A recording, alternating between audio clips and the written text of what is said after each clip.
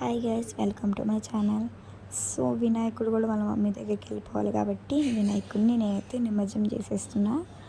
ఈ పసుపు వినాయకుడిని నిమజ్జనం చేసేసా. నేను చేసిన పసుపు వినాయకుడిని, ఆ తర్వాత ఆకులతో చేసిన వినాయకుడిని కూడా నేను నిమజ్జనం చేసేసా. తర్వాత మట్టి వినాయకుడిని చేసేసా. ఇప్పుడు గెరికాయ అన్నీ ఉంటాయి కదా, వాటిని చేసేసాను. మీరు చేసేసారని అనుకున్నా. నేనైతే పచ్చటి పొలాల మధ్యలో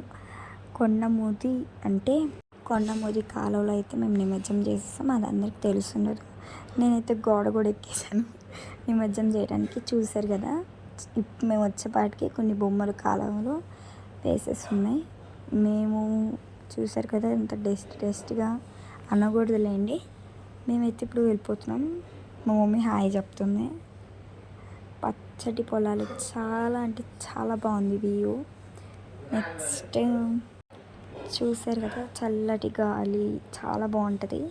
వినాయకుడిని నిమజ్జనం చేసి వచ్చేసాం మేమైతే. ఇప్పుడు ఇంకా నెక్స్ట్ ఏముంది, ఏం లేదనమాట.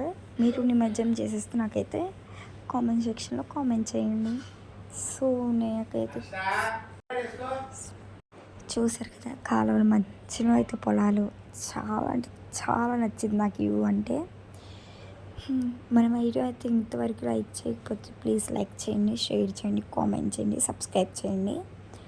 ఇంకా మీరందరూ ఇంట్లో పూజ చేసే ఉంటారు నిన్న. సో నిమజ్జనం చేశారా అందరూ? చూసారు కదా. ఇప్పుడైతే వీధిలో ఉండే వినాయకుని కూడా చూడాలి కాబట్టి మేము వచ్చే దానిలో అయితే వినాయకులు ఉన్నారనమాట. చాలా బాగున్నాడు గణేష్లు, చేతుల లడ్డు చాలా బాగుంది డెకరేషన్, నాకైతే నచ్చింది.